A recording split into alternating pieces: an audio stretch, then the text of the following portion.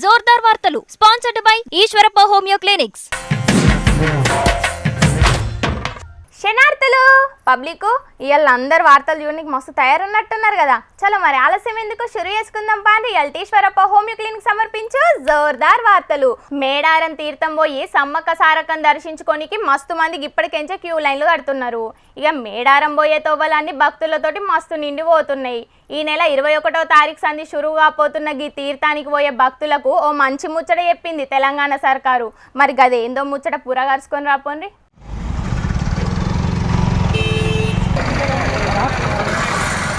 కారెనక కార్లేసుకొని బస్సులలో ఇరుక్కొని కూసుండి మేడారం తొవ్వదొక్కుతున్నారు తెలంగాణలున్న పబ్లిక్. ఇక బయటి రాష్ట్రాలకేంచి కూడా బయలుతున్నారు. అయితే మేడారం పోయేటోళ్లకు ఎసొంటి తక్లీఫ్లు కాకుండా అన్ని సౌలతులు చేస్తున్నారు తెలంగాణ సర్కారోళ్ళు. ఇక టోల్ ఛార్జీలే కాకుండా అడవి ఆఫీసర్లు కూడా గేట్లు పెట్టి ఛార్జీలు వసూలు చేస్తున్నారట. తీర్థం పోయేటోళ్ళు పోయిన కాడనే వండుకొని తిని నిద్ర కూడా చేస్తారు. అయితే ప్లాస్టిక్ బాటిళ్లు, ప్లాస్టిక్ గిన్నెలు గిట్లా అన్ని ఏడి ఆడనే వడేసుడు చూసే గట్ల ఛార్జీలు వసూలు చేసుడు పెట్టిరట అడవి ఆఫీసర్లు. అటు టోల్ ఛార్జీలు బగ్గనే అవుతాయి, ఇటు అడవి చెక్ పోస్టుల కాడ కూడా బగ్గనే ఛార్జీలు అవుతున్నాయని బాధపడుతున్నారు భక్తులు. అగ్గో గది చూసే ఇప్పుడు గా పైసలు ఇవ్వాల్సిన పనిలేదని నిర్ణయం తీసుకున్నది. ఫిబ్రవరి 2వ తారీఖుంచి 29వ తారీఖు దాకా అంటే జాతర అయిపోయేదాకా నడుతుందట గీ రూలు. గప్పట్లంటే 2 ఏళ్ల కోపారి పెద్ద తీర్థమయ్యేది కాబట్టి ఎక్కువ ట్రాఫిక్ లేకుండే. కానీ ఇప్పుడు మస్తుగా మందొచ్చుడుతోటి బగ్గ ట్రాఫిక్ అవుతున్నది. ఇక అడవి ఆఫీసర్లు వసూలు చేసే ఛార్జీ కట్టే కాడ అన్ని బండ్లాగుడుతోటి మస్తుగా ట్రాఫిక్ జామ్ అవుతున్నదని ఇప్పుడుగా పైసలు కట్టాల్సిన పని లేదని ఆలోచన చేసిండ్రట. ఇక ఇప్పుడు అటు ట్రాఫిక్ లేకుండా ఇటు పైసల భారం లేకుండా ప్రశాంతంగా పోయి సమ్మక్క సారలక్క దర్శనం చేసుకుని రావచ్చని మస్తుగా సంబరపడుతున్నారు గీ ముచ్చటేరికైన పబ్లిక్. అధికారంలోకి రాకపోతే బిలేడ్ తోటి కుత్కే కోసుకుంటా అని చెప్పుడైనా, అధికారంలోకి వచ్చినాక 2 రోజుల ముందే పోయి స్టేడియంలో పడుకుంటా అని చెప్పుడైనా, సినిమా ఫంక్షన్లకు పోయి వైరల్ స్పీచ్లు ఇచ్చుడైనా గది బండ్ల గణేష్ అన్నతోటే అవుతుంది. ఇక చెయ్యి పార్టీలో నాకు టికెటు ఏం అవసరం లేనే లేదని చెప్పిన గణేష్ అన్న ఇప్పుడు ఎంపీగా పోటీ చేయనీకి అప్లై చేసుకున్నాడట. ఇక గట్లనే కారు పార్టీ ఎమ్మెల్యే మల్లన్న మీద కూడా గట్టిగానే గరమైండు. మరి గా ముచ్చటేందో పురగరుచుకొని రాపోండి. ఎంపీ ఎలక్షన్లు ముంగటున్నాయి కాబట్టి షెయ్యి పార్టీకి ఇప్పుడు మస్తుగా డిమాండ్ ఉన్నది. అటు కర్ణాటకలో ఇటు తెలంగాణలో షెయ్యి పార్టీకెంచి ఎంపీ టికెట్ కోసం చాలా మందే ఆశపడుతున్నారు. బండ్ల గణేష్ అన్న కూడా మల్కాజ్గిరికెంచి అప్లై చేసుకున్నాడు. మల్కాజ్గిరి పార్లమెంట్ అభ్యర్థిగా టికెట్ కోసం దరఖాస్తు చేయడం జరిగింది. నాకు మల్కాజ్గిరిలో చేయాలని అప్లికేషన్ పెట్టా. పెద్దలు ఆమోదించి అనుగ్రహించి నన్ను నమ్మి నాకు టికెట్ ఇస్తే ఘన విజయం సాధిస్తా. నాకు టికెట్ ఇస్తారని ఆశిస్తున్నా అంతే. అప్లై అయితే చేసుకున్నా, టికెట్ ఇస్తే పోటీ చేసి ఖచ్చితంగా గెలుతా అని మస్తు నమ్మికతోటే ఉన్నాడు బండ్లన్న. ఇక కారు పార్టీ ఎమ్మెల్యే మల్లన్న నోటికొచ్చినట్టు మాట్లాడుతున్నాడని మస్తుగా ఫైర్ అయిండు బండ్లన్న. మల్లారెడ్డి గారు అంటాడు, ఆయన నిజంగా చిన్నప్పుడు నేను బర్రె గిట్లా గరిచిందో నాకు అర్థం కాదు. ఆయన ఏంది పిచ్చి మాటలు ఒక్కొక్క రోజు ఒక్కొక్క మాటలు మాట్లాడుతారు. ఆయన పోలికనే బర్రె పోలిక అనుకుంటే కూడా ఆయన మాటలు కూడా బర్రె బ్రెయిన్ ఉందా లేదా? మాట్లాడితే ముఖ్యమంత్రి గారిని ఎట్లా పడితే అట్లా కామెంట్ చేస్తున్నావు. నీ స్థాయి తగ్గట్టు మాట్లాడు మల్లారెడ్డి గారు. డబ్బు ఉంటే సరిపోదు, డబ్బు ఒక్కటే కాదు నీకు కావాల్సింది, డబ్బు ఉందనే కదా నీకు అహంకారం. ఎవ్వలొచ్చినా షెయ్యి పార్టీ సర్కార్ను ఎవ్వలు ఏం చెయ్యలేరు అని చెప్పిండు. మల్లారెడ్డి ఇన్స్టిట్యూషన్స్ అని పెట్టుకున్నావు, దేవుడు నీకు మంచి పేరు ఇచ్చిండు. నీ మల్లారెడ్డి కాదు, మీ నాన్న మల్లారెడ్డి, మీ తాత మల్లారెడ్డి, ఇంకో మల్లారెడ్డి వచ్చినా ఈ రోజు కాంగ్రెస్ ప్రభుత్వాన్ని ఏం చేయలేరు, రేవంత్ రెడ్డి గారిని ముట్టుకోలేరు. ఇక ఇంకో 10 ఏళ్ళు కూడా షెయ్యి పార్టీ సర్కారే ఉంటదని అనుకొచ్చిండు. ఈ 60 రోజుల పరిపాలన ద్వారా మేము రాబోయే 10 ఏళ్ళు అధికారంలో ఉండటానికి చెప్పడానికి గర్వంగా చెప్తున్నాం మేము అంతే. బండ్ల గణేష్ అన్న అయితే పార్టీ మీద సీఎం రేవంత్ అన్న మీద మస్తుగానే పాయిరం చూపెడుతున్నాడు. మరి ఇక ఎంపీ టికెట్ ఇచ్చి బండ్లన్న మీద కూడా షెయ్యి పార్టీ పెద్ద లీడర్లు పాయిరం చూపెడతారో లేకపోతే ఇప్పుడు కాదు ఇంకా టైం ఉన్నదని పక్కకు పెడతారో అనేది చూడాలే. ఇక బిల్లు కట్టలేదని కరెంటోళ్ళు ఇళ్లలో కరెంటు తీసేసుడు చూసినాం. బిల్లులు పెండింగ్లు ఉన్నాయని గ్రామ పంచాయతీలకు ఎంఆర్ఓ ఆఫీసులకు కూడా కరెంటు కటింగ్ చేసిన ముచ్చట్ను మస్తుగానే చెప్పుకున్నాం. కానీ గీడో తాను ఒక స్కూల్కు కరెంటు కటింగ్ చేసిండ్రట. మరి పాపం విద్యార్థుల గోసలు ఎట్లెట్లున్నాయో మనం కూడా చూసొద్దాం పాండి. ఇదేదో పడావుబడ్డ పురాతన కట్టడం అనుకునేరు పబ్లిక్ కాదులా భావి భారత పౌరులను తీర్చిదిద్దే సర్కారు స్కూల్ అన్నమాట. కొమరం భీము ఆసిఫాబాద్ జిల్లా చింతమానేపల్లి మండలం డబ్బా ఊళ్ళి ఉన్నది ఈ స్కూలు. ఇక ఊరు పేరు లెక్కనే స్కూలే ఇంత చక్కదనం ఉన్నదంటే మీదికెళ్ళి బిల్లులు కూడా కడతలేరని ఏడాది కిందటనే కరెంట్ కటింగ్ చేసిర్రట కరెంట్ వాళ్ళు. ఇంకా గమ్మతి ముచ్చట ఏందంటే ఏడాది నుంచి కరెంటే లేదట, కానీ వేలకు వేలు కరెంటు బిల్లు మాత్రం వస్తున్నదట. ఇక ఈ స్కూల్ హెడ్ మాస్టర్ చెప్తున్నాడు, ఇనుర్రి చెప్పు సారు. కరెంటు బిల్లు మాత్రం సంవత్సరానికి పెరుగుతూనే వస్తుంది. ఈ సంవత్సరం ఏమో 46,460 రూపాయల బిల్లు వచ్చింది. మాకు హెడ్ మాస్టర్లకు ట్యాబ్స్ ఇచ్చారు, ఎఫ్ఆర్ఎస్ అటెండెన్స్ కోసం కానీ లేకపోతే ఆన్లైన్ క్లాసెస్ కోసం అని. స్కూల్లో కరెంట్ కనెక్షన్ కంపల్సరీ ఉండాల్సిందే, కానీ ఈ బిల్లు కట్టనందువలన మా స్కూల్లో కరెంట్ కనెక్షన్ తీసివేయడం జరిగింది. ఇన్నరా వాడని కరెంటుకు బిల్లు 7 కేళ్ళ నుంచి తెచ్చి కట్టాలి. సర్కారు నుంచి స్కూల్కు వచ్చే గ్రాంట్లు చాకు పీసులకు పిల్లగాళ్ళ పుస్తకాలకే సాల్తలేవు అంటే ఇక వేలకు వేలు బిల్లులు మేము 7 కేళ్ళి కడతాం అని రందిపడుతున్నాడు హెడ్ మాస్టర్ సారు. ఇంకా డిజిటల్ క్లాసులు చెప్పమని అటెండెన్స్ కోసమని హెడ్ మాస్టర్లకు ట్యాబులు కూడా ఇచ్చిర్రట. కానీ స్కూల్లో కరెంటు సౌలతులే లేకపోతే ఇక డిజిటల్ క్లాసులు ఎత్త చెప్తారు, ఏం కథ? ఫ్యాన్లు లేవు, లైట్లు లేవు, పాపం చీకట్లనే పాఠాలు వినుకుంటే హరిగోసలు పడుతున్నారట విద్యార్థులు. స్కూల్లో ఇన్ని సమస్యలు ఉంటే ఇక పిల్లగాళ్ళు శ్రద్ధతోని చదివేం చదువుతారు చెప్పుర్రి.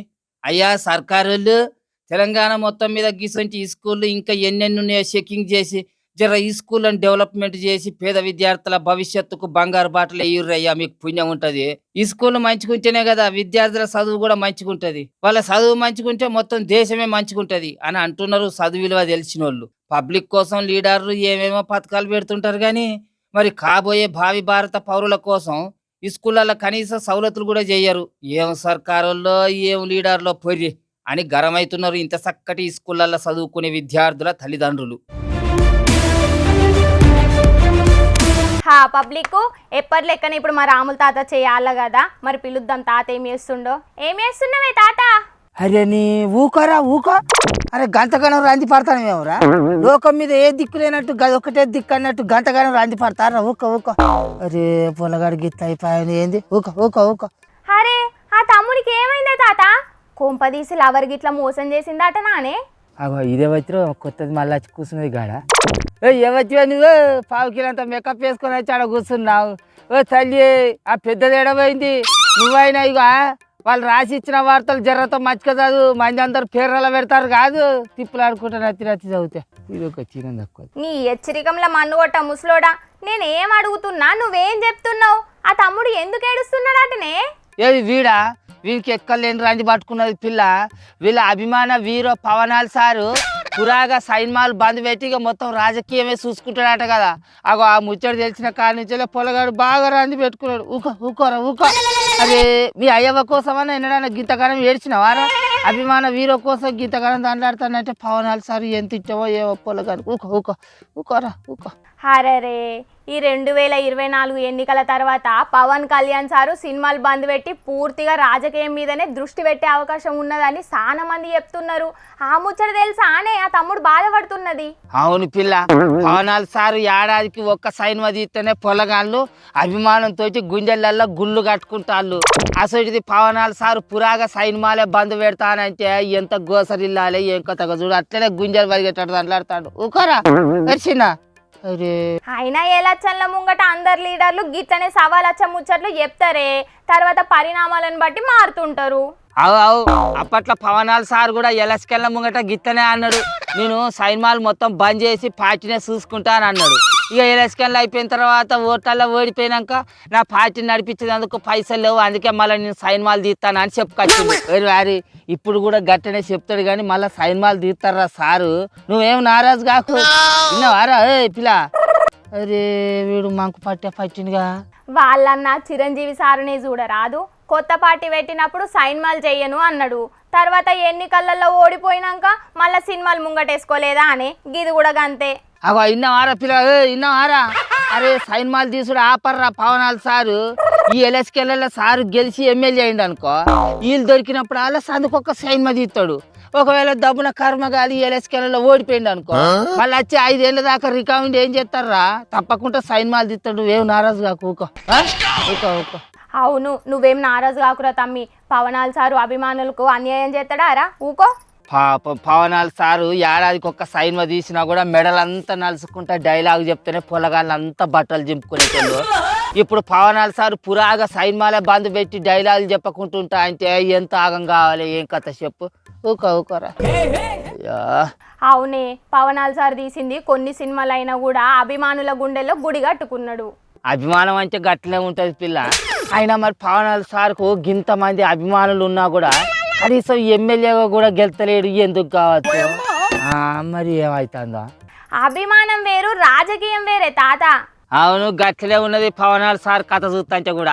అరే పిల్లగాళ్ళు, మీకున్న అభిమానాన్ని పవనాలు సార్ను ముఖ్యమంత్రిని చేసేటందుకు చూపించుర్రా. అవసరమైతే పవనాలు సారు ముఖ్యమంత్రి అయినాక ఇంతకంటే ఎక్కువ డైలాగులు కొడతారా ఇచ్చను ఇట్లా నలుసుడు. మీరు మంచిగా పని చేయర్రి. నీ అవ్వ, సినిమాలు వేరు, రాజకీయం వేరే. సినిమాలలో కొట్టినట్టు రాజకీయంలో డైలాగులు కొడితే ఓట్లు పడతాయా అనే? అంతకంటే తీయ బయట జరిగేటియే సైన్మాలలో పెట్టి తీయబట్టిరి. ఇక మన రాజకీయాలు ఏరు, సైన్మాలు ఏరు అనబడుతుంది. మరి అట్లయితే పవనాల్ సార్ పెట్టిన సభలకు వచ్చే అభిమానులంతా ఓట్లేస్తే సార్ ఎప్పుడో సీఎం అయ్యేటోడు. ఎరకేనా తమరికి? అయితే కానీ ఓ పిల్ల, ఇప్పుడు ఈ గిలాస పార్టీను సైకిల్ పార్టీ పొత్తు ఉన్నట్టేనా ఊసినట్టేనా? ఏమోనే, ఎవరికి వాళ్ళు సీట్లు ప్రకటించుడు చూస్తుంటేనైతే పొత్తు ఊసిపోయినట్టే అని జనాలందరూ అనుకుంటున్నారు. కానీ పంకపాటోళ్ళేమో అదంతా చంద్రాల సారును పవన్ సారు ఆడుతున్న నాటకం అని అంటున్నారు. మరి ఏమవుతుందో చూడాలి. అరే ఓరి పిల్లగా, అరే మేము నీ గురించి మాట్లాడుతుంటే గట్ల పోతామేమరా? ఓ పిల్ల, నువ్వు నీ కడవ వార్తలు చదువుకోవే, నేను ఆ పొలగాన్ని సముదాయించి పెడతా. అరే పొలగాడు గట్ల పోతాను వరి చిన్న. అరే వరి వారి అరే ఆగురా, నీ అత్తానా? చూసినారుల్లా, ఎలక్షన్ల తర్వాత పవన్ సారు సినిమాలు చెయ్యడు అని వార్తలు వైరల్ కాగానే పవన్ సార్ ఫ్యాన్స్ అంతా మస్తు రంది పడుతున్నారట. ఎలక్షన్ల తర్వాత ఏమవుతుందో మరి. అభిమానుల కోసం పవన్ సారు మళ్ళీ సినిమాలు చేస్తాడో, లేకపోతే సినిమాలు బంద్ పెట్టి మొత్తానికి మొత్తం ప్రజాసేవకు అంకితం అవుతాడో చూద్దాం ఏమవుతుందో.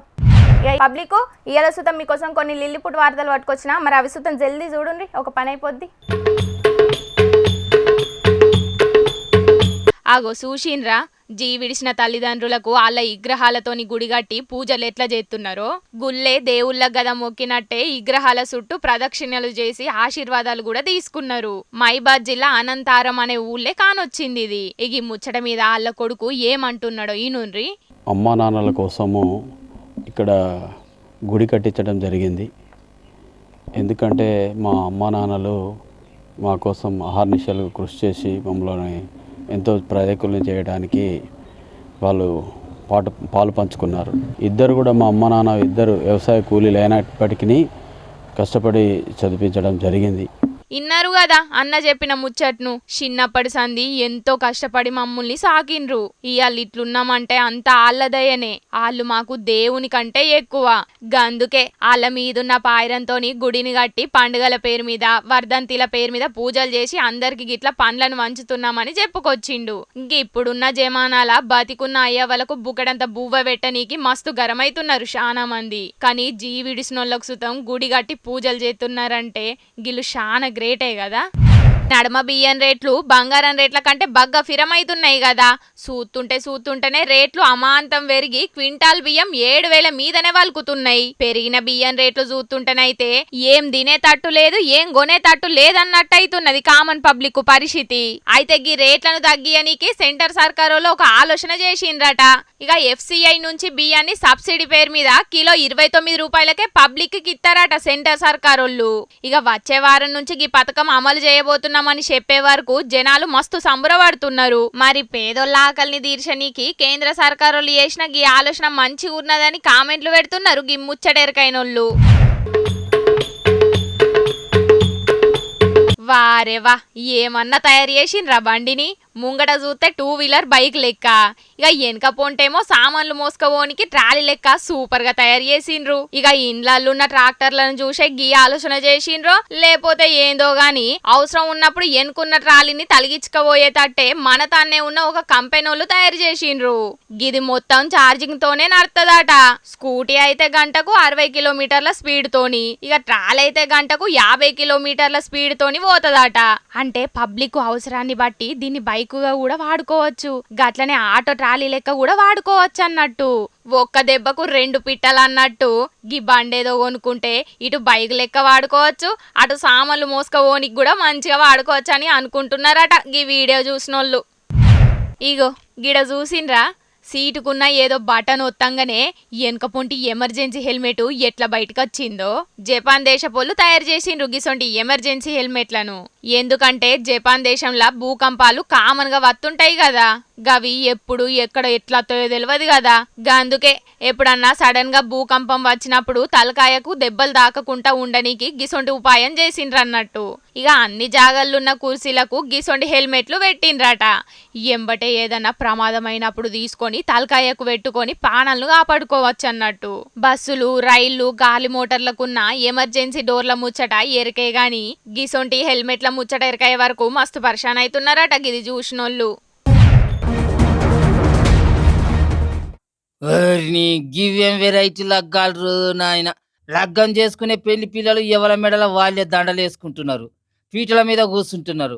ఇక లగ్గం చేసేటందుకు పంతులు కూడా లేడు, తాళి కట్టేటందుకు పెళ్లి పిల్లగాడు సుతంగా ఆనత్తలేడు.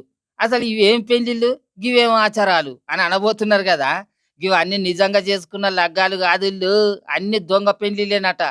పెళ్లిళ్ళ పేరు మీద పేదోళ్ళకిచ్చే పైసలకు కక్కుర్తి పడి సామూహిక లగ్గాల పేరు మీద యూపీలో దొంగ పెళ్లిళ్ళు చేపిచ్చిర్రట ఆడున్న ఆఫీసర్లు. పేదోళ్ళ పెళ్లిళ్లకు 51,000 రూపాయలను ఇస్తున్నారట ఆడున్న సర్కారోళ్ళు. గందుకే గా పైసలకు ఆశపడి గింత దారుణం చేసిర్రన్నట్టు ఆఫీసర్లు. ఇంకా చిత్రం ఏందంటే పెళ్లి అయిన వాళ్ళకు సుతం మళ్ళా పెళ్లిళ్ళు చేపిచ్చిర్రట. ఇక ఈ ముచ్చట ఆడున్న పెద్ద ఆఫీసర్లకు ఎరకాయ వరకు దొంగ పెళ్లిళ్ళు చేపించిన వాళ్ళను కొలువుల నుంచి ఊడబీకిర్రట.